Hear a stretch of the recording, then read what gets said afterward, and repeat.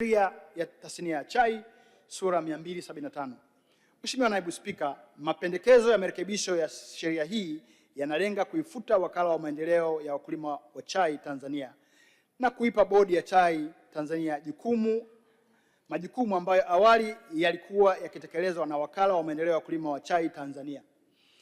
Majukumu hayo ni pamoja na kujenga na kukuza uwezo wa wakulima wadogo wa chai, kuwezesha utoaji wa huduma za ugani kwa wakulima wadogo wa chai, kujenga na kuimarisha umoja wa wakulima wadogo wa chai kupitia vikundi vya vyama vyao, kuwezesha uendelezaji wa kilimo cha chai katika maeneo mapya na kuhamasisha wakulima wadogo wa chai kujenga na kuendesha viwanda vyao vya kusindika majani mabichi ya chai. Mheshimiwa Naibu Spika, kamati inaona kuwa mabadiliko hayo ya sheria yatapunguza ari, msukumo, huduma na hatimaye uzalishaji wa chai na kuleta athari katika ufanisi na kipato cha wakulima na kuendelea kupunguza mchango wa sekta ya chai kwenye pato la taifa. Wakulima wadogo wa chai ndio nguzo ya sekta ya chai nchini. Katika miaka 10 wamezalisha 50% ya chai yote nchini. Wakala wamekuwa wakiwaunganisha wakulima na kuwasaidia wakulima wadogo kwenye uzalishaji, huduma za ugani, masoko, ushirikiano na taasisi au wadau wengine wakiwemo wale wa kimataifa. Mheshimiwa Naibu Spika, kwa msingi huo, kamati ina maoni kuwa kutokana na muundo wa Bodi ya Chai ambao ni wa udhibiti na usimamizi wa jumla, itakuwa ni ngumu kwa bodi kufanya majukumu ya kila siku ya kiutendaji yaliyokuwa yanafanywa na wakala kama ilivyoainishwa hapo juu. Hivyo ni vema ikaanzishwa kurugenzi ndani ya bodi itakayoongozwa na mkurugenzi mwenye sifa stahiki ambaye ni mtaalamu wa chai na mwenye uzoefu wa sio chini ya miaka 5 katika masuala ya maendeleo ya wakulima wadogo wa chai, atakayetekeleza majukumu yaliyokuwa yanatekelezwa na wakala ili wakulima wadogo ambao ni wananchi wa kawaida waendelee kuwa na chombo mahususi chenye jukumu la kuendelea kuwasaidia wakulima kuongeza uzalishaji wenye tija na kunufaika na mnyororo wa thamani. Pamoja na uwepo wa kurugenzi, zitungwe kanuni mahususi zitakazoweka utaratibu wa namna ya wakulima wadogo wa chai watakavyosimamiwa na kusaidiwa. Serikali ilikubali pendekezo la kamati na kufanya marekebisho kama ilivyopendekezwa, na vile vile iliahidi kutengeneza kanuni mahususi kwa ajili ya uendeshaji, kwa ajili ya kuonyesha sifa, kwa ajili ya kuainisha majukumu ya kurugenzi ya wakulima wadogo wa chai. Mheshimiwa Naibu Spika, kwenye eneo hili la chai, dhamira ya serikali ya kuunganisha majukumu ya wakala wa wakulima wadogo wa chai nchini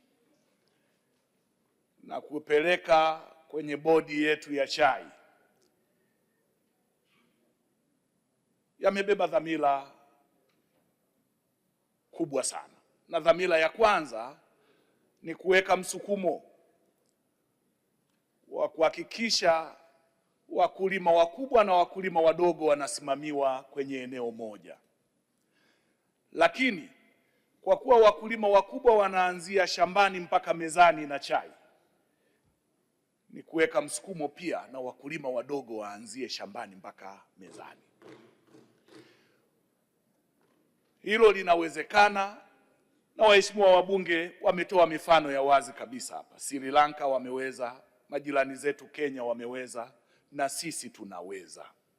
Na mfano ambao tunaenda kujifunza kwenye eneo hili ni mfano ambao tumeamua serikali kupitia wizara yetu kuwawezesha wakulima wa wilaya ya Korogwe pamoja na sehemu za Lushoto pamoja na Muheza kwa kuwawezesha kupata kiwanda ambacho watakiendesha wenyewe kwenye eneo lao. Wao wanalima, lakini wanalima wakitegemea kuuza majani mabichi kwa wachakataji wakubwa.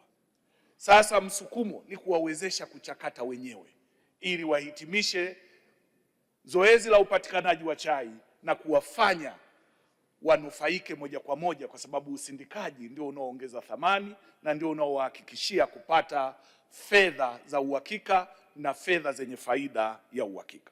Mheshimiwa Naibu Spika, kwenye eneo la kurugenzi, na niwahakikishie waheshimiwa wabunge, kwenye kurugenzi ya wakulima wadogo ambayo itaundwa ndani ya bodi ya chai, tutahakikisha tunaitengenezea mazingira ya kutekeleza wajibu wake bila kukwamishwa kwa namna yoyote. Na sababu za msingi zipo. Tumeua wakala, lazima tutengeneze msukumo wa kuonesha tofauti na kuonesha dhamira ya kweli ya serikali kupitia kurugenzi hii kwa kuonesha matokeo. Tutaandaa kanuni na yote mliotushauri tutayazingatia kupitia kanuni hizo. Lakini niseme kwenye hii ya wakulima wakubwa, baadhi ya wabunge wameonesha kutoridhishwa na mwenendo wa uwekezaji kwenye eneo hili. Niseme hapa tunapozungumzia wakulima wakubwa wa chai tunazungumzia wachache sana, kwa kuanzia na historia ya Queen Elizabeth kupitia Brooke Bond kwa Mufindi, baadaye Unilever, akaja Akatelo na wengineo, mpaka sasa yupo Brown. Na ukweli ni kwamba kupitia uwekezaji wa Brown kazi inaenda vizuri na hatuna changamoto ambazo tunazipigia kelele, na tunampongeza sana. Lakini tuna changamoto kwenye uwekezaji wa Mufindi Tea Company MTC, ambayo baadaye ilikuja kuchukuliwa na DL, ambaye sasa hivi ndio anamiliki viwanda vya Mufindi, Kibena, Luponde, na kwa kweli huko ndio bado uchakataji hujafikia kwenye kiwango ambacho kinaridhisha. Serikali inaendelea kufanya kazi na tumeleta haya marekebisho.